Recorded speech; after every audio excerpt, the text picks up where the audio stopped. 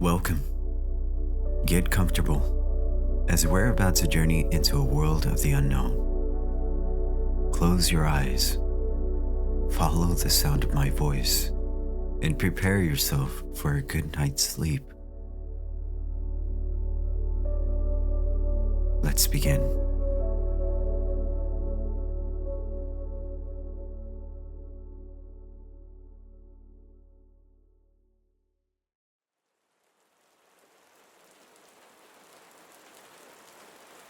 This is my personal account of an incident that occurred in Alaska back in 2019. I haven't spoken of this incident to anyone but my therapist and my best friend, despite many sessions and even attempts of exposure therapy, which I will explain later. This event still haunts me. Maybe if I post this here, I can gain some semblance of peace.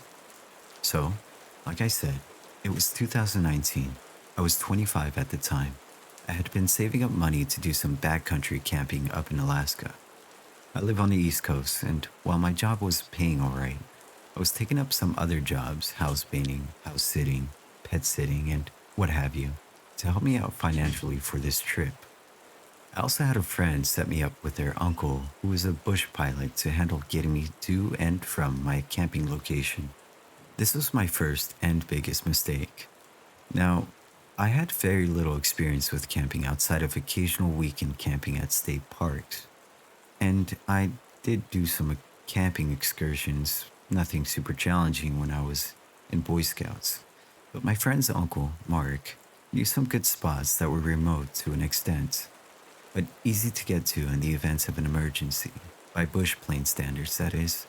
So yeah, no trekking to the nearest highway or road unless I wanted to walk for a day or so through rugged terrain. My parents helped me out with getting me some emergency supplies, food, hydration packs, first aid kit, bear spray, etc. Mark loaned me a spare rifle of his, in case I would need it. Even though I was a non-resident, I could still carry a firearm in state law. I've hunted before when I was a teen, so I had experience in that regard. Plus, I didn't have to worry about the hassle of transporting a firearm and dealing with airport regulations. Mark also hooked me up with a satellite phone as well, so my cell phone was going to be nothing more than a camera. I didn't have the money for a good camera for photography or anything, so I had to make do. The plan was to be dropped off where I was camping, camp out for 5 days, and be picked up on day 6. I didn't want to use up all 2 weeks of my allotted PTO at work, so I kept the trip condensed. Because this was my first time out, Mark helped me pick out a site based on his recommendations. The spot he chose wasn't one he went to often, as he typically flew in hunters and anglers who typically were going to areas with more rugged terrain. It was relatively flat, not a lot of dense forests, maybe some patches here and there further in, and my campsite was going to be set up near a small lake with a good view of some mountains in the distance. Now, I'm sure a lot of people would like to know where I was specifically, but Mark no longer takes people to that location, regardless of their experience or not, and he no longer does fly-ins for anyone who isn't a hunter. It hurt his business a bit because fishing is so popular in Alaska. He ended up having to retire altogether due to COVID the following year. As for why I won't mention the location, as far as I'm aware, the location didn't have a name on an official map. And if Mark ever flown near that area, it was just a tiny blip during a scenic sightseeing trip.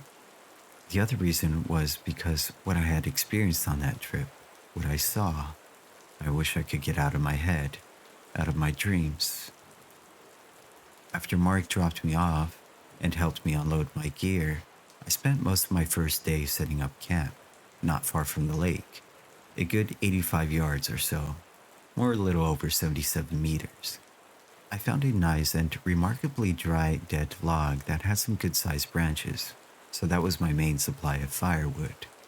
A short walk away, there was a small grove of trees inland from the lake that I set up for my food storage location. Mark said bears were not uncommon to this area, though not necessarily the best place to see some. But it was still advised to keep my food hanging from a tree, out of reach from any potential bears. The lake had a rather unique shape to it, which made it easy for me to set up a good spot for a cooking area. For those unfamiliar, the campsite, food storage, and kitchen area should form a triangle, which some people refer to as a Bermuda Triangle. Day 2 and 3 were not entirely uneventful for the most part. Day 2, I was eating lunch at my campsite while watching a bull moose dive into the lake to eat some plants at the bottom. Day 3, I did some hiking, found a small hill with only a couple of trees on top, and I decided to sit down and observe a herd of elk grazing for a good while. Exploring around the lake, I found a small rusted boat buried under some branches. It was in rough shape, but could still float on the water, so I dragged it back with me to camp and put it near the lake shore. Figured I could go out on the lake and take some good photos from it. Day 4 is when things started to get weird. It got unnaturally quiet that morning. The birds were not singing, and the only sounds were from the lake and the bugs. Despite making sure I packed mosquito repellent, the bugs were a big nuisance if I was near the lake. I hesitated to travel away from my tent outside of walking to the lake. I tried not to let the silence bother me, and I occupied my time with reading inside my tent. As the sun dipped down and darkness began to creep in, I was starting to feel uneasy, like a primal kind of fear. I decided I was going to make my campfire a bit bigger than I normally make it, enough that the light shone further away. As I turned in for the night, I made sure my bear spray and rifle were within reach inside my tent, but I had trouble sleeping.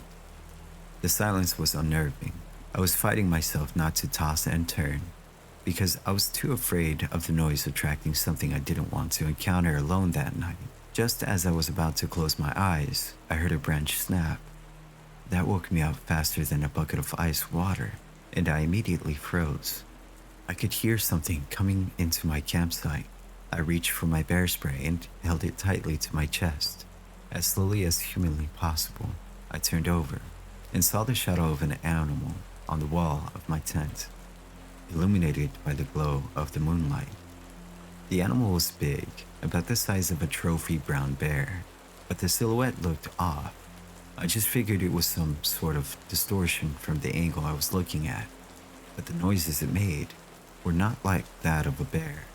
It made huffing noises like a bear, but the sound wasn't exactly the same. I could tell it was starting to approach my tent, so I had my thumb ready on the safety catch of the spray. Suddenly, the creature tore through the tent like tissue paper and grabbed my sleeping bag in its jaws. The strength of the animal caused me to nearly hit my head on the ground, and for a brief moment, I caught a look at the animal's face. The animal's head looked similar to a bear's, but there was something uncanny about it. Uncanny in a way that I cannot entirely articulate. It wasn't malformed or anything, it just looked off. As the animal dragged me out of the tent, I popped off the safety catch and sprayed it in the face. The animal reeled back, groaning in pain. It was a horrendous noise, not like anything I have ever heard. I heard it run off into the thick brush, and as I went to head for the remains of my tent, I could hear this crashing and crackling noise from the animal. I was too scared that it was going to come back, so I ran for the boat. As I was pushing the boat into the water, I turned back, and my fading glow of the campfire, I saw the animal begin to charge. I wasted no time getting in the boat into the water, and I began to paddle as quickly as I could. I knew the creature would be faster, but I was praying that if I got far away from the shore, it wouldn't chase me. The creature didn't stop at the lakeshore, and it made its way through the water, at least up to its chest, and stopped.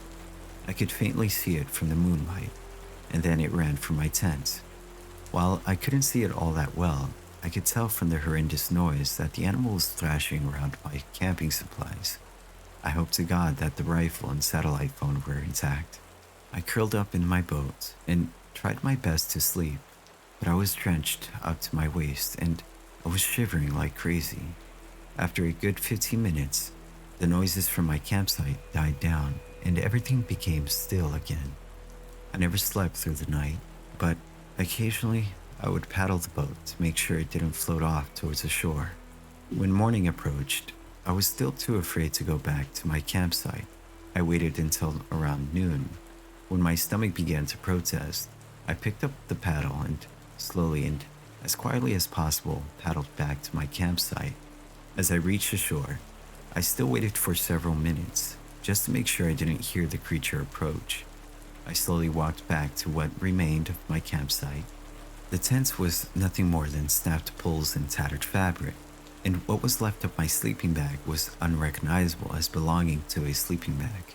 Unfortunately, Mark's rifle had a busted stock, and the wooden forearm had a big crack down it. My backpack had been torn apart, and clothes and gear were scattered all around. I found my binoculars laying in the fire pit. Luckily, it looked like the fire had gone out before it landed in it, as there was no scratch marks on them. One of the lenses was cracked, but were still usable. I scoped out the food cache area, only to find my food missing, and some busted branches around the trees. I quickly grabbed a small backpack that was missing a strap, and quickly stuffed some clothes into it and binoculars. I searched around the campsite for anything else of use. The satellite phone was still in its pouch, and what was left of the larger backpack, so I grabbed that, and a couple emergency flares. I would pause every few moments, just to make sure the creature from last night didn't show up. My bear spray can was laying over the dead log, and as I went to go grab it, that's when I heard a low growl coming from the thicket. I froze. If I had been wearing a t-shirt at the time, I would have seen the goosebumps that covered my arms.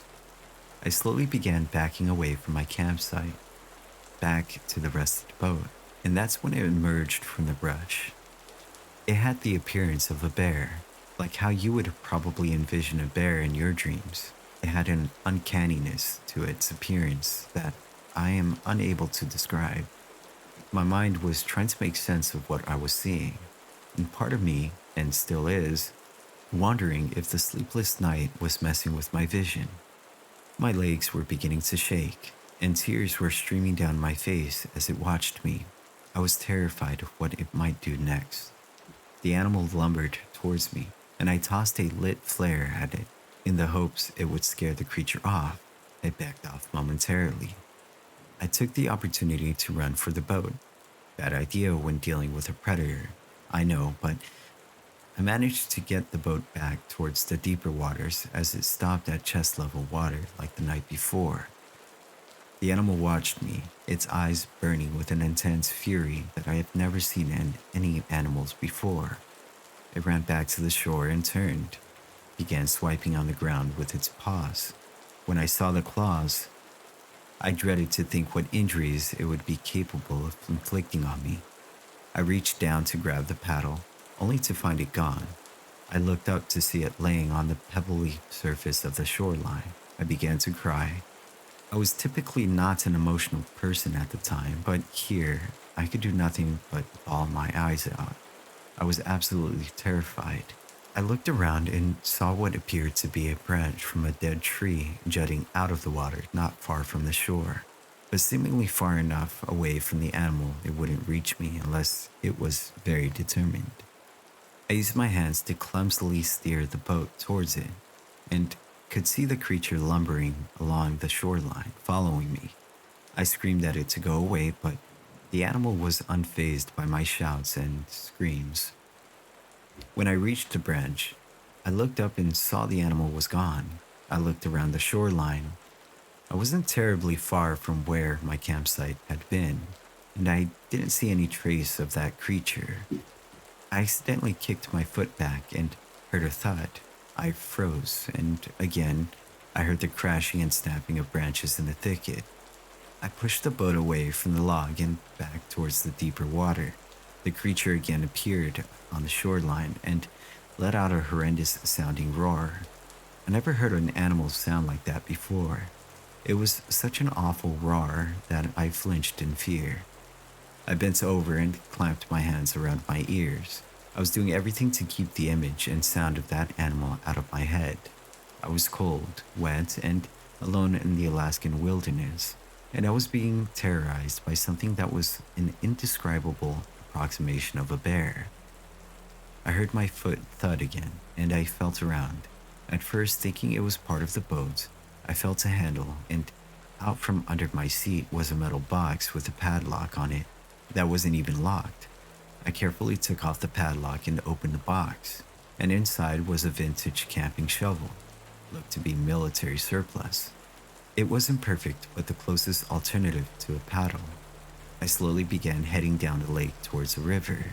I looked over my shoulder, and the creature was continuing to follow me. I had never seen an animal this intent before. My mind was racing through so many thoughts. Was it an animal, a monster? I reached into my pack and pulled out the satellite phone. Battery still had enough juice, and I immediately called Mark, and despite my sobbing voice and him trying to calm me down, said he'd get me out of there as soon as he can, and told me to keep an eye on the creature. Mark believed I was being stalked by a bear. Once again, the sun began to dip down, and I was enveloped in darkness. As clouds started to block out the moon, somehow I was able to fall asleep. I woke up once in the middle of the night, thinking the animal had gotten to me, but after an excruciatingly long period of silence, I waved it off as a fish. When dawn came, I found my boat started to drift towards shore. I looked around, didn't see any sign of that animal. I gathered my belongings, and after looking for landmarks that Mark advised me on, I trekked down to where he was going to meet me at. That was the scariest 3 hours of my life. All I could think of was that animal stalking me. I completely forgot to even be aware of other animals like moose. As I crested a hilltop, I could see Mark's plane in a flat meadow, and I booked it for the plane as fast as I was able to. Mark rushed over and helped with my belongings, a rifle slung over his shoulders. Once again, I heard the familiar crashing sound of something in the brush near the hill I was on, and Mark readied his rifle as I got to the plane. We both saw the animal rear up on its hind legs and roar at us. Again, the way it was postured was so different from how a bear would stand up. Mark quickly hopped in the plane just as the animal charged. However, Mark was able to get his plane airborne long before the animal could reach us, and I only caught one last glimpse of it before it fled back into the brush. I asked Mark what was wrong with that bear, and he just replied, his voice shaking, something I had never seen a 61-year-old man do in the time I knew him. I don't know what that was, but that wasn't a bear. After we reached civilization, Mark swore he would never bring anyone to that area again, and I would be his first and last camper flight. I think we both regret the inexperience. Alaska Fish and Game were notified of this situation, but when they investigated the scene, they found only the remains of the campsite and some of my gear. They did recover some items that were still usable, but unfortunately, due to the heavy rainstorms a few days after the incidents, they could not find any footprints or even fur of the creature. Officially, it was logged as a bear incident. And with Mark explaining that the region wasn't particularly a prime area for excursions, Fish and Game decided there was no need to look into it further. Mark and I are the only ones to have seen this creature, and unfortunately, neither of us were able to describe the animal to Fish and Wildlife, because both of us would break down into tears before we could get far enough into the description. When I came back to the continental US, I went through a few years of therapy, mostly video calls due to COVID, but after things started opening up again, my therapist was taking me to zoos to see bears for exposure therapy, but it was fruitless. People thought I just had a scary encounter with a big brown bear, but I knew better. There's something there in Alaska. I don't know what it is, but I pray to God every day that someone else doesn't have a run-in with it.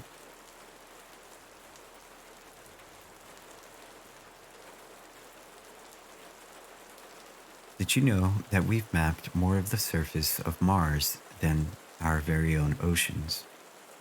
How has our curiosity driven us to space travel, but not to explore the most perplexing mystery that lies on our very own planet? I've explored much of our waters myself, mapping and documenting our oceans and seas. I have learned that we are better off to just leave what lies below the waves alone. I grew up by the ocean. In my youth, I loved to explore the tide pools and sea caves that dotted the East Coast. I loved to see the life interacting with each other, crabs scuttling away when a big fish swarmed by, or an octopus camouflaging itself undetectable until its prey made the fatal mistake of getting too close. The sea was always just so interesting to me. When I turned 13, my father brought me a cheap scuba set off the internet. It only allowed for 20 minutes excursions underwater, but man, if I didn't cherish it. I would dive at least twice a day, blowing all of my allowance on an air tank fill-ups and footage of my underwater camera. Most of my childhood was spent under the sea. As I grew, my interest in the water developed from a hobby into a full-fledged career. I received my degree in marine biology with the highest marks in my class and was almost immediately hired by the Poseidon Foundation. Poseidon was a great place to work. I got to travel the globe, documenting new species and reclassifying the old ones. Here, I met people who shared my passion for the waters on Earth and discovering what dwells within them. I was a model employee. My data never had mistakes and was never once late. I quickly rose through the ranks until I was the right-hand man of the CEO, Barry Henderson. He was an amazing man with love of the ocean that even surpassed my own. The man had a twinkle, a spark of curiosity that all great explorers possessed. He was not my boss, but my friend. Barry's life goal was to chart the bottom of the Mariana Trench, the deepest pit in the world. Every time we were together, it was the same old story. "What do you think's at the bottom?" he would ask me. "Something new," I would always retort. "One day, me and you, we're gonna go down there." Of course, an expedition to the bottom of the ocean would cost huge sums of money, which would simply bankrupt the company. But I knew Barry would be unable to rest until he got what he desired. It was a rainy afternoon. I was sitting in the office drinking a coffee and finishing up a report on a new species of starfish my team had discovered off the coast of Australia when Barry burst in. "Lucas, it's happened. By God, it's happened." "Huh?" "The department accepted my request to fund our expedition to the bottom of the sea." The following months were spent preparing the submarine. It had to be perfect. That far underwater would put tones of water pressure on every square inch of the hull. I could hardly contain excitement for what lay ahead. What kind of diverse life would exist that far below the waves? Only one expedition had ever been made before ours, and it lasted less than 20 minutes. Our submarine was designed to be submerged for over 20 hours. Barry and I would be true modern-day pioneers. The Triton finished construction in less than 2 months, and by God, the thing was a tank. 40-inch thick walls left more interior space to be desired, but it was plenty of room to house just the two of us. The best flashlight money could buy was mounted on the bottom, illuminating whatever lied in front in dazzling white light. 2 robotic arms were attached to either side, giving us the ability to grab whatever was lying there to meet us and document it. We submerged on the 12th of July. The excitement that boiled inside me as we sank to the ocean completely pushed aside the nervousness that accompanied anyone facing the unknown. I could barely sit still as we sank further and further into the murky depths. "We'll reach the bottom in less than 10 minutes, Barry exclaimed. "You have not experienced true darkness until you have been to the bottom of the ocean." Any traces of sunlight dried out miles above us, leaving me and my partner in the utter blackness that is the deep sea. Even our fluorescent lights had dimmed down to nothing but an orange glow. We could see less than 20 feet in front of us, but that did not stop Barry or I from getting straight to work. In less than 45 minutes, we had discovered over 32 species of deep-sea fish. 3 types of crustaceans, and 2 types of octopi. It was marvelous. Never in my life I had so much fun. The biology in the trench was so diverse and unique, I had never seen anything like it before. Barry and I were discussing our first hour findings when we felt a jolt on the right side of our ship. It knocked us back several feet and sent me out of my chair and onto the floor. "What was that? Are you okay?" Barry screamed. Of course, no one heard him. Along with the petrifying darkness came soundlessness. The world below was nigh mute. It held a very disturbing vibe. "I'm fine. What was that?" I asked, pulling myself back into my chair. Barry did not answer. A thick, long, maroon tentacle did, slapping the front glass with a gut-wrenching beady sound. "What the hell?" Barry cried out. The tentacle, which must have been 25 feet long, wrapped the front of our machine like a fish caught by a squid. I was dumbfounded. Was it a giant squid? No. They don't live that deep underwater. It wasn't possible. It had to be something new. I sprang into action and took control of both the robotic arms. I gripped the tentacle as firmly as the machine could and ripped it off furiously. Whatever it was attached to quickly scurried away. Barry started, but didn't finish. We both knew that we had just discovered something big. "Let's follow it," I decided.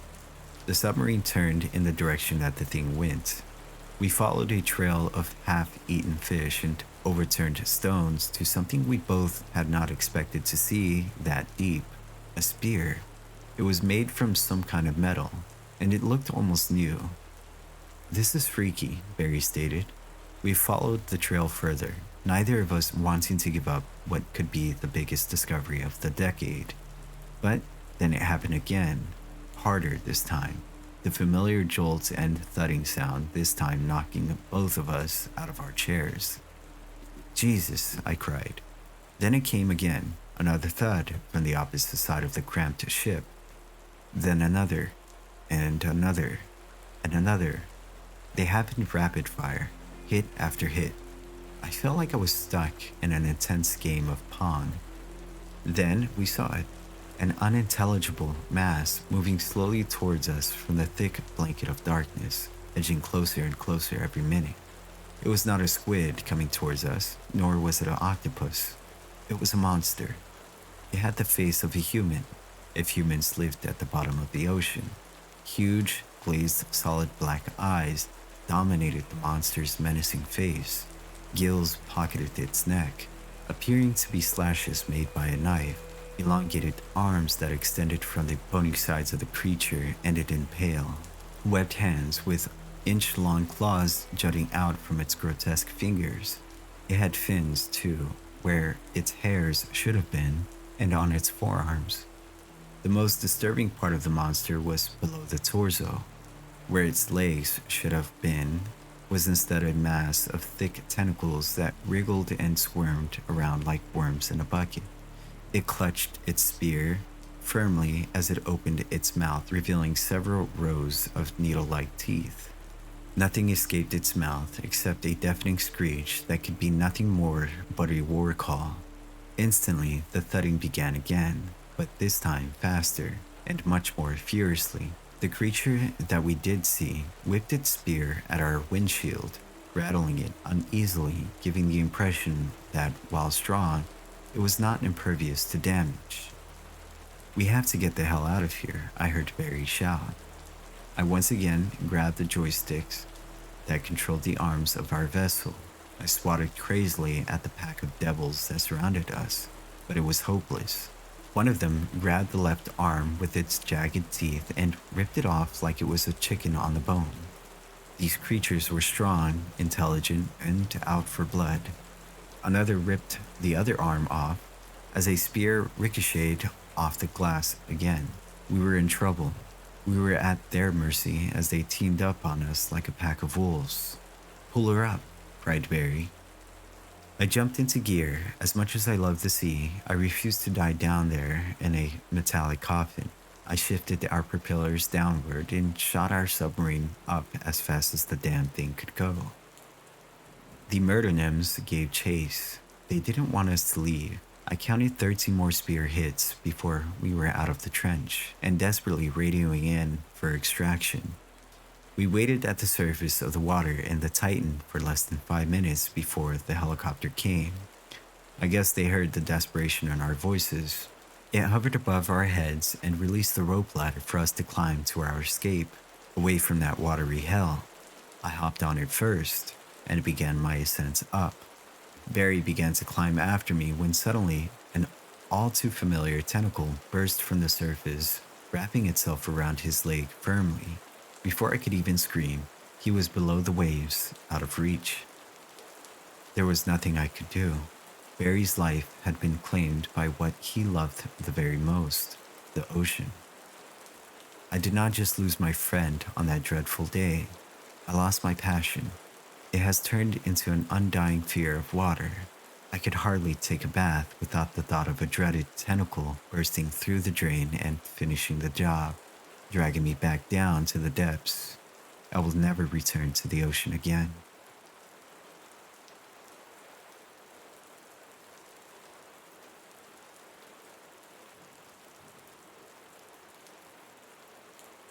Life can take us in strange directions. No matter how intricately our best laid plans are, life has a way of disregarding them, as if there were nothing more than a fly buzzing around its head.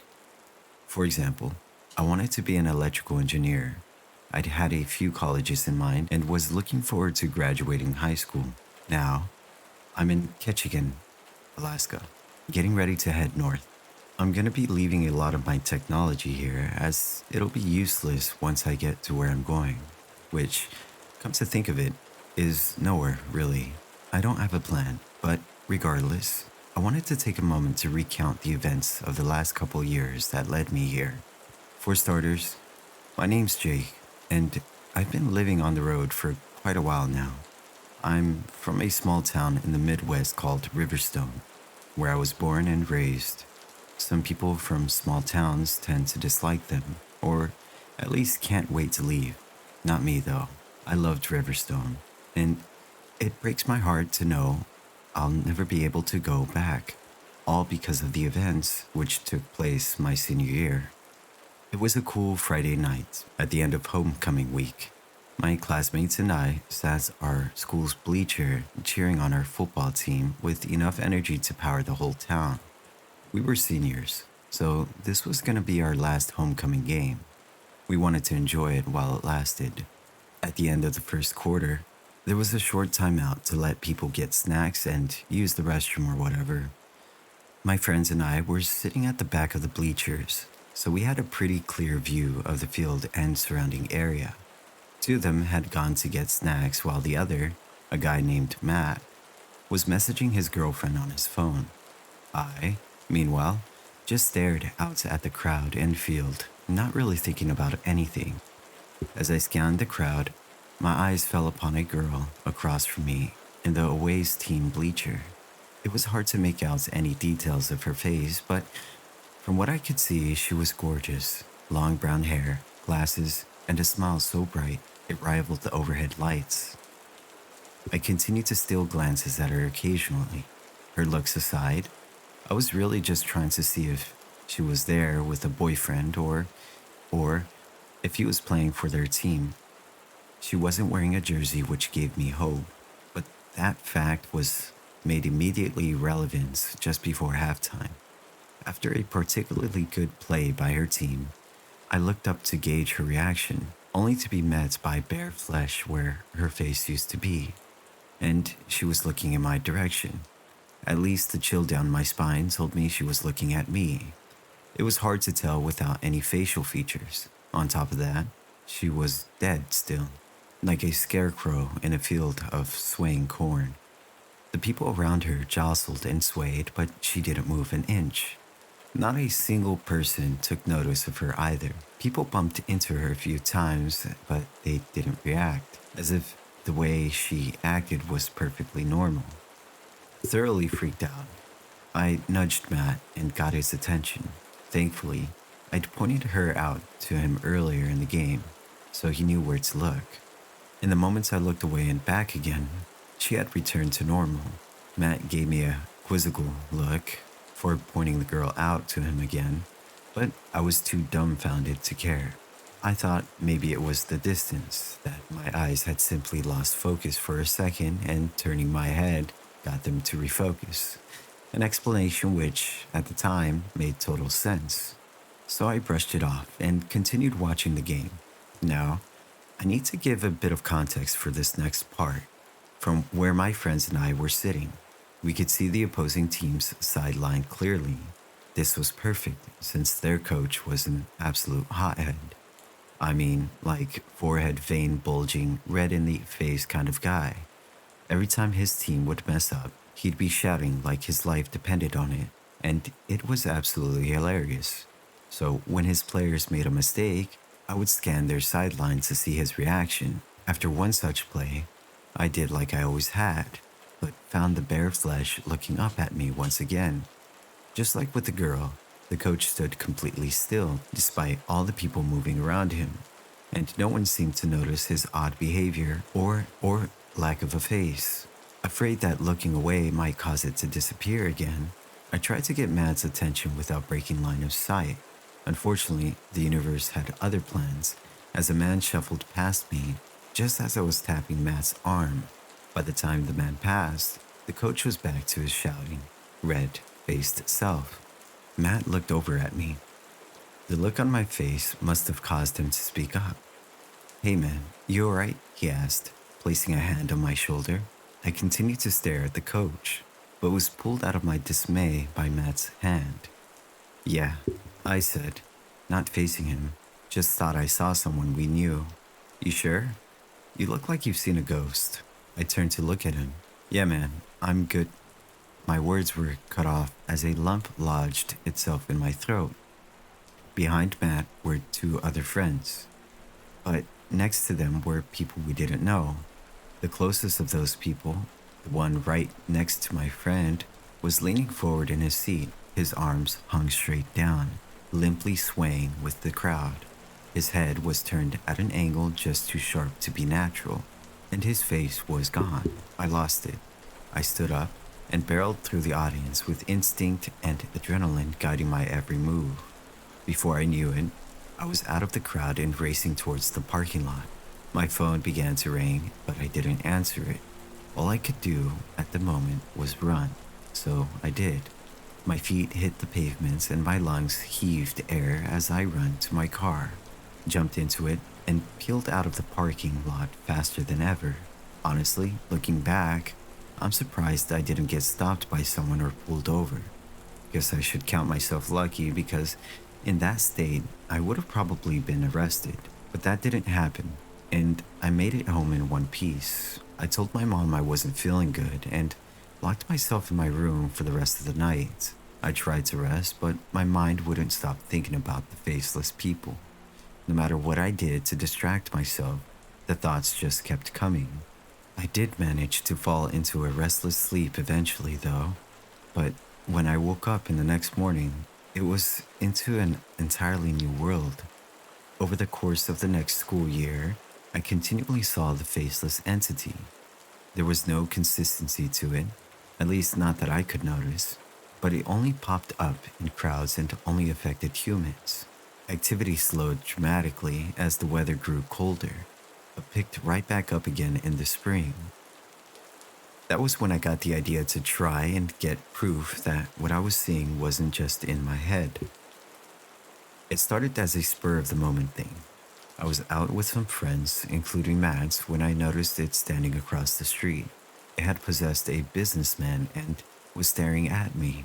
Notably, it still held a cell phone to its ear with one hand and a briefcase in the other. My skin began to crawl with the chill of its gaze, but my phone vibrated in my hand, causing the light bulb to shine. Without a second thought, I held my phone in my peripheral vision, careful not to pull my focus away from the creature, and opened the camera app. I held the device as steady as I could and snapped multiple pictures. When I was done, I felt comfortable enough to look away so I could examine the photos, only to find that they were useless. Pictures were so blurry, it was impossible to make out any significant details. The shape of the man was obvious, as was his surroundings, but everything else was incomprehensible. I considered at first that maybe I'd been shaking while I took the photos, but when later attempts looked the same, I knew it wasn't me. Disappointed, I deleted the photos like an idiot inside. I looked back to where the creature had been and found the businessman walking by as if nothing had broken his stride while he talked on the phone. I looked over to my friends and found Matt, giving me a quizzical look. Thought I saw a cool bird, I said. Since when do you birdwatch? He asked, grinning. I don't. It was just a cool looking bird. Well, let me see. The pictures didn't turn out. The camera was out of focus. Matt gave me another look. This one a mixture of knowing curiosity. The subject was quickly dropped though, and we got back to just hanging out. Ever since I've tried multiple times to get pictures of the thing with multiple different cameras, both digital and analog, only to get the same result. A blurry image with no discernible details, which I guess could be evidence in and of itself, or it's just proof that I'm a bad photographer. From there, things continued to escalate as summer rolled in, and got to the point where I was seeing the damn thing every single day, even on my days off, when I never left the house. I'd see it standing in the street outside my house, just staring at me through the windows. I tried researching it, believe me, but every time I looked up something about faceless people, I'd get Slenderman or some obscure creepypasta. I considered talking to my friends, but I thought they'd think I was crazy. Hell, at the time, I thought I was losing it. So, I did the one thing I could, confided in my parents. One thing you should know about my parents is that they loved me and my little sister with all their hearts, but they were not what you would call cool parents. They could be very strict at times, and were very demanding more often than not. They expected a lot from me and my sister, but it's only because they wanted to see us succeed in life and never sell ourselves short. That being said, I heard them mention throughout my childhood how they didn't believe in mental illness. They thought that depression, anxiety, hell, even schizophrenia, is something that could just be thought away. That should make it clear enough that such things don't run in my family at all, at least as far as I know. So, I was scared going into the dinner. I had everything I wanted to say laid out in my head, and I even had a few of the better pictures I'd taken to help plead my case. My sister was staying at a friend's house, so she wouldn't be there for any fallout. It was foolproof in my mind. Mom, Dad, there's something I need to talk to you about, I said once we finished eating. We were sitting at the table. My dad was at the head to my right, and my mom was sitting across from me. What's up, sweetie? My mom asked, wiping her mouth with a napkin. Dad didn't say anything. He just tilted his head to face me. Well, I'm not sure how to explain it, I began, so I'm gonna just cut straight to the chase. I pulled out the photos from my back pocket and handed them to my mom. She took them and her expression grew confused. I've been seeing faceless people, I said, feeling ridiculous. As soon as I spoke, my mom's eyes grew wide and color drained from her face. She threw the pictures on the floor and stood up from the table in unison with my dad. You what? My dad shouted, making his way around the table towards me. I stood and held my hands defensively. What? Dad, what's the big... I tried to say, but was interrupted when he grabbed my shirt collar with both hands. How long has this been happening? He yelled. My mother retreated into the kitchen, her sobs practically shaking the walls. I don't know, I stammered. Since September, I guess. September? Why didn't you tell us sooner? He continued to yell. I don't know. I didn't think you'd believe me. I could hardly believe it myself. I raised my voice with that last sentence, trying to gain a semblance of control. Does your sister know? He said, pushing me away from the table towards the living room. No, I haven't told anyone but you, I said while trying to keep my balance. Good. Then get the hell out of this house and don't ever come back, he shouted, moving his steel grip to my shoulders and pushing me with even more force. Mom, I yelled, trying to fight back against my dad's force. Why? She wailed from the kitchen. Why did it have to be my baby? I struggled with my dad for a while, begging him not to do this, but his face was resolute, despite the tears welling in the corners of his eyes. In the end, though, he won, out with a knee to my stomach that winded me enough to let him shove me to the floor. He dragged me by my arms across the living room and towards the front door. He opened it, picked me up to my feet, and gave one last shove, sending me sprawling out onto the front step. Just before he closed the door, I could see the sadness overtaking his anger and heard my mom's continuous wails. For the next couple hours, I banged on the door repeatedly, begging to be let back in. I got no response. Eventually, the realization they weren't going to let me back inside took hold. So I switched to begging for my car keys so I could at least sleep in there if I had to. I heard some shuffling inside, and after a few moments, my keys and wallets came flying out of my bedroom window. I picked them up from the front lawn and walked to my car. I sat there for a long time, just swimming in my thoughts and emotions until the streetlights came on. The sudden off-white glow pulled my attention for just long enough to get my head on straight. For the moment, my emotional turmoil was buried beneath ideas of what to do or where to go to next. My first thought was to call my extended family. Aunts, uncles, cousins, even my grandparents lived within driving distance. I figured if I could stay with one of them and let the situation blow over, but all of my calls were rejected, assuming my parents had contacted them. I started calling my friends. Most of them answered, but when I explained the situation, they instantly hung up. So, as much as it killed me, I decided to call Matt, but not to tell him the specifics of what happened. I wanted to see him in person before I told him any of that. Yo, he said after a few rings. Hey man, I said, you busy? Nah, I'm just chilling. What's up? My parents are throwing a fit right now and I just need to talk to someone about it. Sure man, you want me to come by your place? Actually, let's meet at Berry Park. Bet.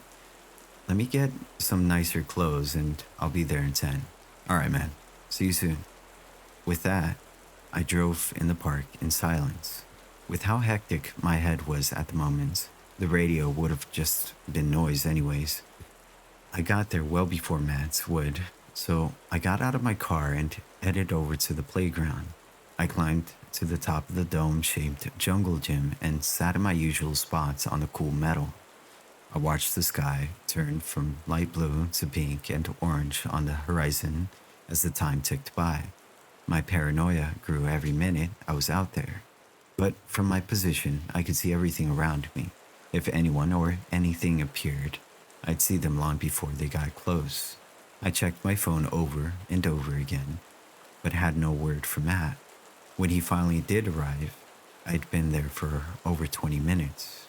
He pulled up, parked next to my car, and jogged over shortly after. Man, it's been a minute since we were last here, he said when he was close enough.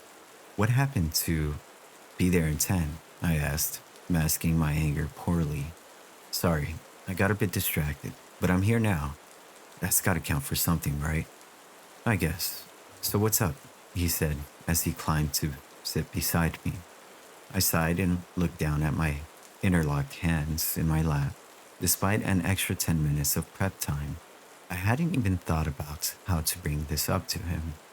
Gummy worm? Matt asked. I turned to face him and saw he held a freshly opened bag of gummy worms. Sure, thanks, I said, taking the treats. We sat in silence for a bit, eating our candy and watching the sky continue to change. I knew time was short, though. I wanted to get out of town while there was still daylight if possible, so I finally spoke up. Listen, Matt, This is really hard for me to talk about, I began. It's okay, bro, he said. You know I got your back no matter what. I turned my head to look at him, and he beamed at me. Then his eyes grew wide. Aw, man, don't tell me you're going to, he said. What? I replied. Matt laughed. I'm just saying. You told me your parents were having a fit and you didn't want to be at home right now. So I just figured, you know. No, dude, that's not at all. That's not it at all. Oh, that's good. Not that I wouldn't accept you if you were. I just stared at him incredulously. Okay, I'm sorry. Tell me what's up, he said, popping another gummy worm into his mouth. I took a moment to gather myself again and then spoke. Do you remember homecoming, when I freaked out and ran from the bleachers to go home? I asked. Yeah, I remember, Matt said, while chewing. You said you were real sick and had to go home. Yeah, that night, well, I wasn't really sick. I was freaked out because I kept seeing a faceless person in the crowd. Matt furrowed his brow and turned to look at me. What do you mean? He asked. I then explained everything from that night onward. I explained the reason I took pictures of the businessman when we were out and my parents' reaction when I told them about it. As I talked, Matt's expression turned more and more serious. By the time I was done, he wasn't facing me anymore, his head and eyes cast downward to wood chips below us. An uncomfortable silence passed before either of us moved. I can't be around you, Matt said, jumping off the jungle gym. He hit the ground hard and strained up, still not looking at me. I'm sorry, Jake, he continued.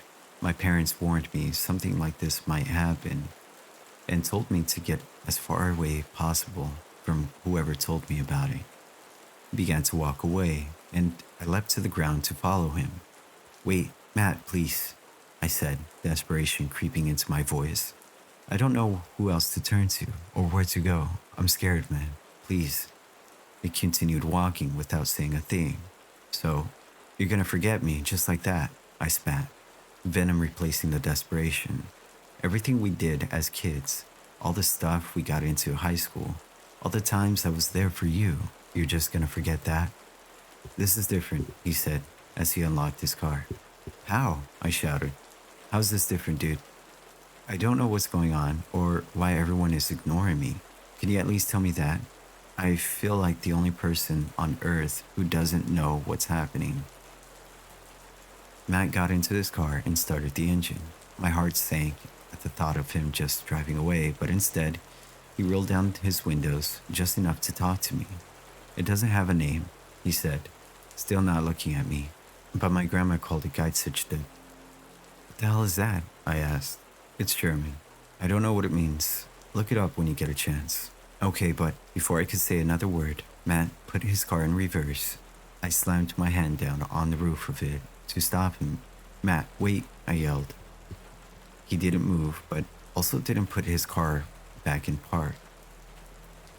Let me stay at your place tonight, please, I said. One night, that's all I'm asking. I just don't want to be alone if this thing is gonna come after me. Indecision played across Matt's face. I feel bad for doing this to my friend, but I just needed the one night to get my feet under me and come up with a real plan. Okay, he said after a long pause. One night. Follow me home, you know where it is. With that, he backed up quickly and sped out of the parking lot. I hopped in my own car and sped all the way to Matt's place. We got there in record time, and Matt walked with me inside. Though he still gave me the cold shoulder, his parents greeted me as warmly as ever. And it almost brought me to tears thinking I'd more than likely never get this response from my own parents ever again. When they asked why I was coming over so late, Matt chimed in with his coming out of the closet story, and I didn't argue.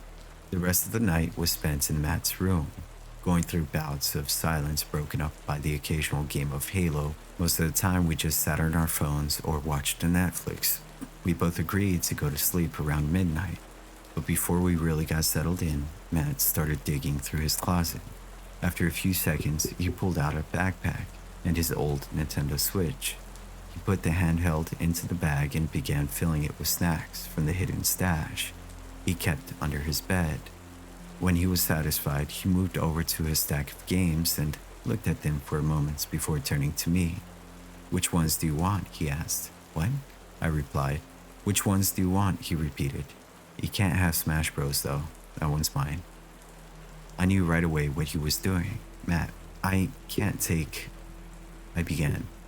"Look, if you're gonna be out on the road, then you'll need something to entertain yourself," he said, looking back at the games. "So, which ones do you want?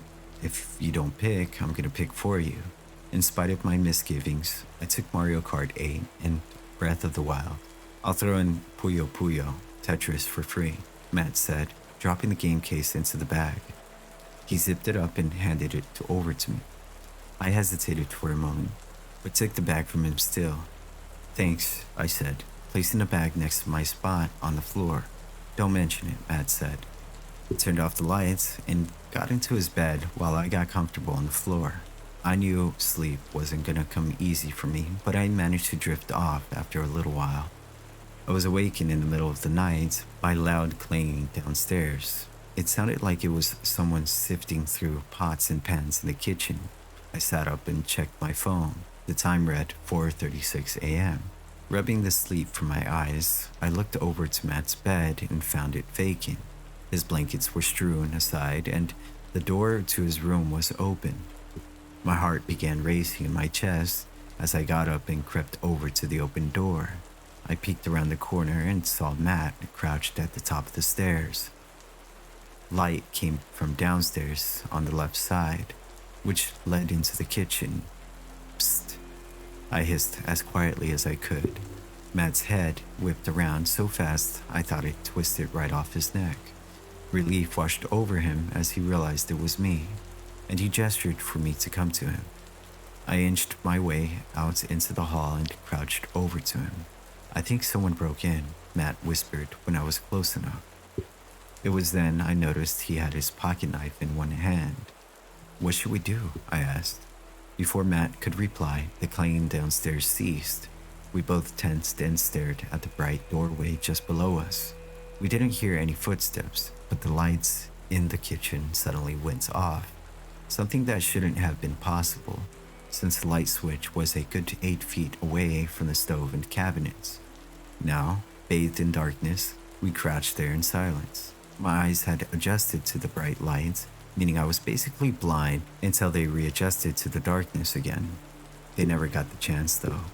Even in the shadows, I could see it poke its faceless head around the corner from the kitchen. It moved with mechanical smoothness, stopping just where the nose would be, and only exposing the top half of its head.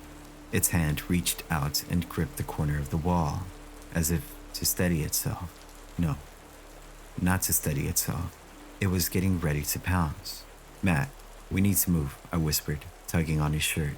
"That's my mom," he said. In the heat of the moment, I'd forgotten that the creature didn't have a form of its own. It always had to borrow one. "Matt, she's gonna be fine, I promise," I pleaded. "Right now, we need to get away from it." Normally, it would vanish as soon as I looked away, but something was different now. I'd seen it move. It was in a position to attack.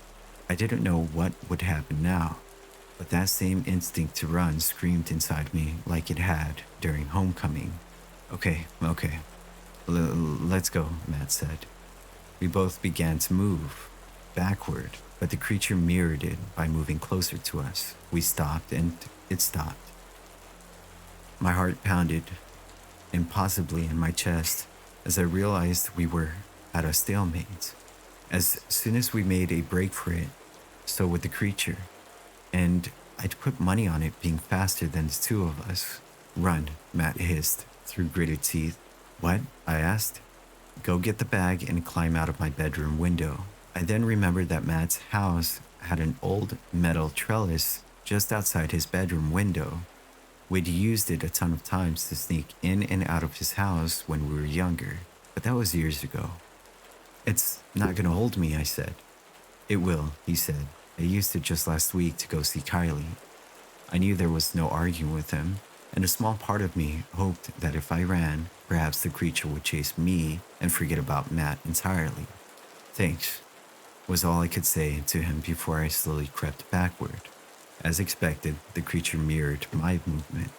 I stopped, took a breath, and went for it. I turned as quickly as I could and bolted for Matt's bedroom. I heard the thing rush up the steps behind me, followed by Matt's scream. In one fluid motion, I grabbed the bag he'd prepared for me and ran for the window. Thankfully, we'd kept it open last night, so I was able to burst through the screen and hang on the windowsill. I got my feet planted on the trellis, just as the sound of footsteps raced towards me from inside. I reached down with one hand and grabbed the metal just as a steel grip took my other one. An ungodly crunch sounded through the air as the creature gripped my fingers so tightly it felt like they were broken. As if I weighed nothing, it began to pull me back into the window, but I screamed and pulled back. My arms stretched unnaturally and more pain flared from my wrist to my shoulders. I thought it was going to rip my arm clean off when I heard Matt scream again from inside. He collided with the creature and stabbed the hand that held mine with his pocket knife. The creature's grip loosened, and I managed to slip free. The force from my pulling caused me to fall backward off the trellis and hit the ground hard. All of my breath escaped my lungs, and I laid heaving on the ground, hearing the sounds of a scuffle up in Matt's room. My friend was screaming still, but it wasn't in defiance anymore. It was terror and pain. I got to my feet and stumbled through Matt's backyard and around his house. I got to my car, started it, then laid on the horn. "Hey!" I shouted at the top of my lungs. Within seconds, the front door to Matt's house opened, revealing the thing standing there. Now that I had its attention, I put my car in reverse and peeled out of Matt's driveway. Before bolting down the road, I checked the rearview mirror, but didn't see it following me, which I took as a good thing. I drove for as long as my gas tank would let me. It was about 8 a.m. when I had to pull over for gas in a town I'd never been to before. Now in broad daylight with minimal people around, I took a second to sift through my bag. I found a granola bar, ate it, then went out and paid for some gas. Once I filled up, I continued my journey for another couple of hours until coming to a rest stop at about 10 a.m. I went inside, bought myself a lunch, and withdrew every penny I could from my bank accounts. Then, with cash in hand, I kept going. After a few more hours, I found a wayside and pulled over. I wasn't particularly tired, but I had to take a break from driving and figured this random wayside would be devoid of people for a while. I leaned back in my seat and rubbed my forehead.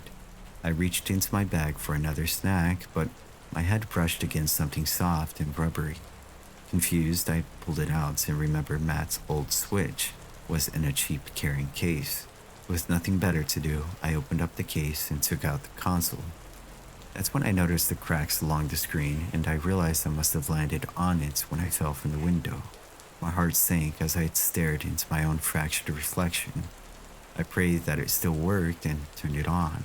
The screen came to life with the Nintendo Switch logo, and not too long after it showed a perfectly clear menu. I breathed a sigh of relief and hoped that this was a sign Matt himself was okay. Unfortunately, I left my phone charging in his room the night before, so I had no way to find out what had happened. For the rest of the night, I oscillated between playing games and sitting on the trunk of my car. There wasn't much else I could do, since I didn't want to drive anymore. The one night I'd had to plan was wasted, so I took the time to plan out my next move, but was too tired to really think of anything solid. I went to bed just as the sun began to set. When I woke up the next morning, a dense fog had settled in the area around the wayside. I couldn't see hardly 30 feet in front of me. The air was cool when I got out though, and it felt really good to stretch my legs. I soaked in the silence, thankful at first, but then it hit me that everything was too quiet. There was no bird songs, no bugs buzzing, and nothing rustling in the forest next to the wayside. Even the wind was calm. A steely fear crept into my veins, and I quickly got back into my car. The automatic headlights came to life with the engine, and their sudden brightness pulled my eyes to the front of the car. I switched them to the fog lights setting and was about to put the car in drive when a dull smack radiated from my passenger window. The steely fear I felt before turned to ice, freezing me in place. It was stupid to look, I know. I should have just drove off and never looked back, but people are curious creatures, so I did look. On the other side of the window was Geisserstep. It was still possessing Matt's mom. From what I could tell, her pajamas were covered in mud and blood, scratches and cuts clearly visible across every inch of its body. It had one hand coated with dried blood pressed against the glass. Everything else about it was as you'd expect, only this time it had a face. It had taken the skin off of another person's head and stuck it into its own head like a sick mask. It had facial features like a mouth and eye sockets, but beneath them was just bare flesh. My breath froze in my throat as it reached up with another hand and pushed up the corners of my mouth, forming a smile. That's when I recognized the face of my best friend. His smile was undeniable. I don't remember much after that, just a lot of pavement through teary eyes. Over the next few years, I traveled the country, working odd jobs that paid cash while sleeping in my car. It was during one of these jobs that a coworker of mine mentioned a job opportunity in Alaska. I was hesitant at first, but then I remembered the creature's aversion to cold. Nowhere in the US was colder than Alaska, so I asked him for more details, and he got me in touch with the guy running everything. Suddenly, I had plans to travel to Alaska in a couple weeks. During this time, I decided against my better judgment to head back to Riverstone. It had been a long time since I was there, and I knew I'd probably never get to go back once I was in Alaska, so I went. I went to Matt's house first. Cars out front looked like his parents, but they were both caked with dirt. The grass had also grown very unkempt, as if it hadn't been cut in months. All of the shades were pulled down, blocking me from seeing inside. Not that I wanted to, of course. Then I went to my old house. It was abandoned, but not totally destroyed. All the doors and windows were boarded up. Otherwise, it was as it had been the day I left. I looked up to where my bedroom had been on the second floor and felt a tug in my heart at the memories. "Jake," a female voice said from the right. I looked over and saw a girl who looked vaguely familiar, but I couldn't place a name to her face. She wore an olive green sweater with black jeans and a beat-up pair of Vans. Her hair was blonde, and she wore glasses in front of her sea green eyes. "Don't recognize me?" she asked, taking a step forward. "No, I'm sorry," I said, leaning back against my car. "Jake, it's me, Kylie." Immediately I recognized her, though when I last saw her, she wore band tees and had jet black hair. I guess the blonde was her natural color. "Oh my God, Kylie." I began standing up straighter. "It's okay," she said, holding up a hand. "I'm not mad at you. I'm sorry," was all I could say. She pursed her lips and looked down at her shoes. "You know, he called me that night," she said, looking back up at me. "When you were driving to his house, he called me. He told me what was going on and was unsure about letting you stay. I told him he was being ridiculous and that it was just for one night." She sniffled and tears welled up in her eyes. "He said he wanted to go with you," she continued. "Said he didn't want you to face this alone, but he was afraid of leaving me behind." Her sobbing grew stronger, and she placed her head in her hands, muffling the tears. I just stood there in silence, as afraid of that thing as he was. She continued after a few moments. "He knew he'd never live with himself if he didn't help you, so I told him to go. I told him to help you." Another pause. "That was the last time I spoke to him," she finished. She wiped a few tears from her face, and I offered her some tissues that I kept in my glove box. Once she was composed, I spoke. "What are you doing here?" I asked as kindly as I could. "I figured you'd be over at Matt's. His parents don't want to see me anymore," she said. I told them what I just told you, and they didn't take it too well. And their house isn't abandoned. Yours is. I come here to make sure no one vandalized it. I appreciate that. Another silence passed between us while Kylie composed herself a bit. "I'm sorry. I know it was a while ago, but it still hurts," she said. "Believe me, I get it," I replied. "So, why are you here?" she asked. I explained how I'd been living the past few years, the job in Alaska, and my desire to see the town one last time. Kylie and I had never been super close. We only knew each other through Mads since they were dating. In that moment, though, we were both walking down our own memory lanes, each slightly different, but both rooted in my old house and Matt's life.